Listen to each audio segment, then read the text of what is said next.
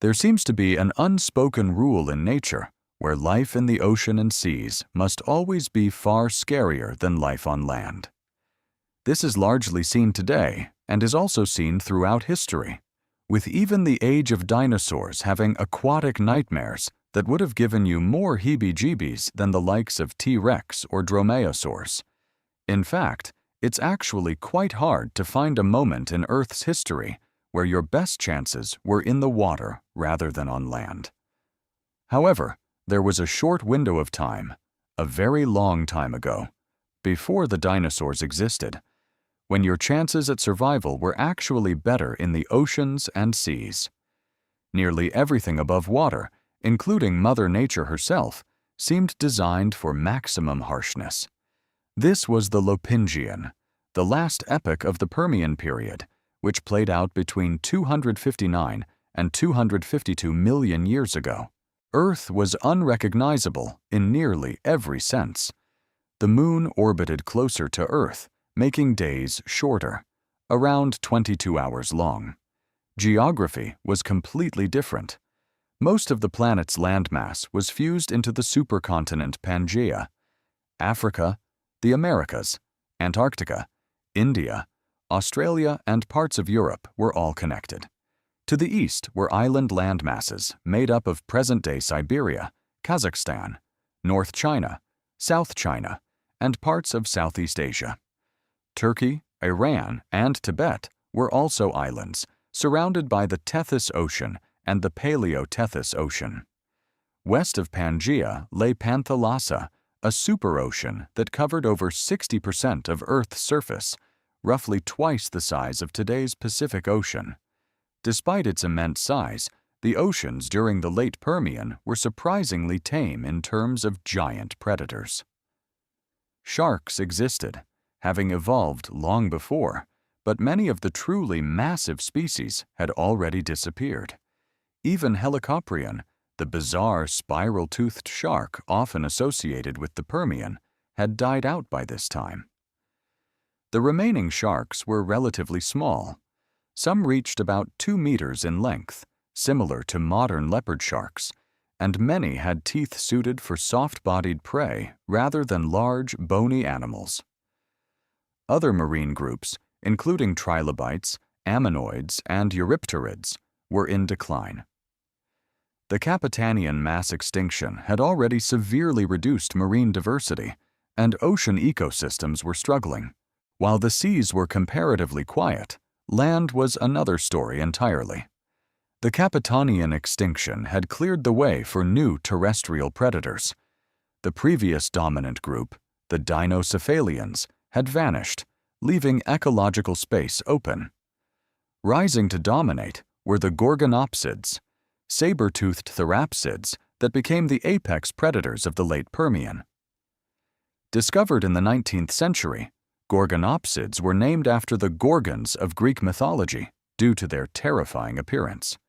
They had long, narrow skulls, deep-set teeth, and elongated, serrated canines. Though superficially similar to saber-toothed cats like Smilodon, they were not mammals but therapsids, more closely related to mammals than reptiles. Early gorgonopsids were small, but over time they grew larger. By the late Permian, the largest species, Inostrancivia, reached over 11 feet in length and weighed around 1,000 pounds, comparable to a large bear. It had massive, serrated canines about 6 inches long, capable of slicing through flesh and causing catastrophic blood loss. It likely hunted either by targeting the neck or using a bite-and-withdraw strategy, letting shock and bleeding finish the job. Inostrancivia ranged across what is now Africa, Asia, and European Russia. It inhabited diverse environments, from warm floodplains to cold deserts, and may even have had fur to cope with harsh climates. And it wasn't alone. Other gorgonopsids flourished alongside it, especially in Russia and southern Africa. In Africa, the rubidgenes formed a subfamily of particularly large and robust species.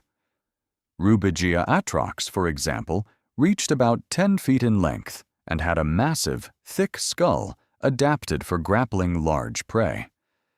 Although its bite force was not exceptionally strong, its serrated teeth were extremely effective at cutting flesh. These predators often coexisted in the same regions, likely competing and clashing over prey. The late Permian truly was a world dominated by gorgonopsids, but they weren't the only dangers. Theriodonts, another group of therapsids, added to the chaos. Some were mid-sized predators. Others may have been venomous, potentially making them the earliest venomous tetrapods. Muscarinus, a jaguar-sized predator with a lion-sized head, was abundant and likely an apex predator in certain regions. Larger species such as Megawaitsia prowled Russia and may also have possessed venom glands. Reptilian predators like the crocodile-like Proterosuchids and armored Croniosuchians roamed the land and waterways. Primitive amphibians, including large ambush predators such as Uranosentrodon, lurked in freshwater environments, waiting to strike. Herbivores survived through adaptation.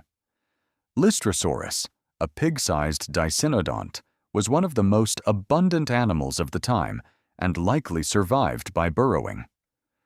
Others, like Scutosaurus, were heavily armored and weighed over a ton, relying on thick skin, bony scutes, and dense musculature for protection. Interestingly, the skies were relatively safe. There were no giant flying predators like those of the later Mesozoic. Some large insects and gliding reptiles existed, but they posed little threat to large animals. Then there was the climate. Much of Pangaea was brutally hot and dry. Average temperatures hovered around 35 degrees Celsius, 95 degrees Fahrenheit, with vast deserts stretching across equatorial regions. Mountain ranges created additional drought-prone areas. Life was concentrated in relatively habitable zones like parts of Russia and Africa. And as harsh as that sounds, it was only the beginning. Around 252 million years ago, Earth experienced the most devastating extinction event in its history, the Permian-Triassic extinction, often called the Great Dying. Massive volcanic eruptions in Siberia, forming what are now known as the Siberian Traps, released enormous amounts of lava, carbon dioxide, and sulfur. These eruptions triggered extreme global warming, toxic atmospheric conditions, oxygen depletion, and possibly severe ozone layer damage that dramatically increased ultraviolet radiation. Temperatures in some regions may have rivaled modern Death Valley at its hottest.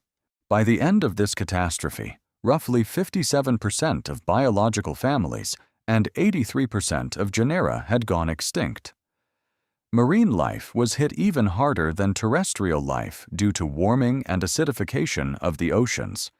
Yet, ironically, if you were somehow alive during the earlier late Permian before the worst of the extinction unfolded, the oceans may have been your safer option.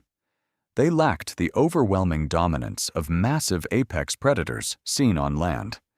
While not harmless, they were comparatively calm. For perhaps the only time in Earth's history, water was safer than land.